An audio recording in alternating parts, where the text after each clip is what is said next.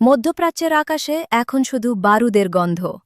যে শান্তি আলোচনার কথা বিশ্ববাসী ভাবছিল, ইরান তা সরাসরি প্রত্যাখ্যান করেছে। তেহরান থেকে স্পষ্ট জানিয়ে দেওয়া হয়েছে, এই মুহূর্তে যুদ্ধ বন্ধের কোনো সুযোগ নেই। মধ্যপ্রাচ্য কি তবে এক মহাপ্রলয়ের দিকে এগিয়ে যাচ্ছে? গত কয়েকদিনে ইসরায়েলের রামাত গান এবং পেতাহা তিকভা শহরে ভয়াবহ ক্ষেপণাস্ত্র হামলা চালানো হয়েছে। শহরের প্রাণকেন্দ্রে যেখানে মানুষের কোলাহল থাকার কথা, সেখানে এখন শুধুই কান্নার শব্দ।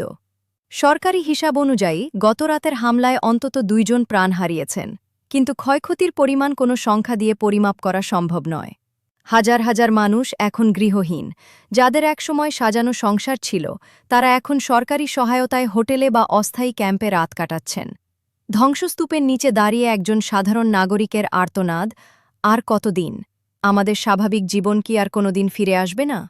সীমান্তের ওপারে ইরানের চিত্রটাও খুব একটা শান্ত নয়। ২০২৬ সালের শুরু থেকেই সেখানে এক নতুন বিপ্লবের হাওয়া বইছে। নারী, জীবন, স্বাধীনতা, এই ৩টি শব্দ এখন ইরানের রাজপথের প্রধান স্লোগান। কিন্তু এই কণ্ঠরোধ করতে নেমেছে সরকারের অন্যতম অস্ত্র, যার নাম বাসিস বাহিনী। ইরানিদের কাছে বাসিস কোনো সাধারণ নাম নয়, বরং এক আতঙ্কের প্রতিচ্ছবি। কাগজে কলমে তারা স্বেচ্ছাসেবী দল হলেও বাস্তবে তারা বর্তমান শাসন ব্যবস্থার সবচেয়ে অনুগত ও নির্মম শক্তি। যারা একসময় বিপ্লব রক্ষা করার শপথ নিয়েছিল, আজ তারাই নিজ দেশের সাধারণ মানুষের ওপর চড়াও হচ্ছে। রিপোর্ট অনুযায়ী এই দমনপীড়নে হাজার হাজার মানুষের মৃত্যু হয়েছে। বাইরে যখন যুদ্ধের দামামা বাজছে, তখন দেশের ভেতরেও চলছে এক অসম লড়াই। ইরান কি পারবে বাইরের শত্রু আর ভেতরের অসন্তোষ, এই দুই দিক সামাল দিতে? নাকি এই সংঘাত পুরো অঞ্চলের মানচিত্র বদলে দেবে?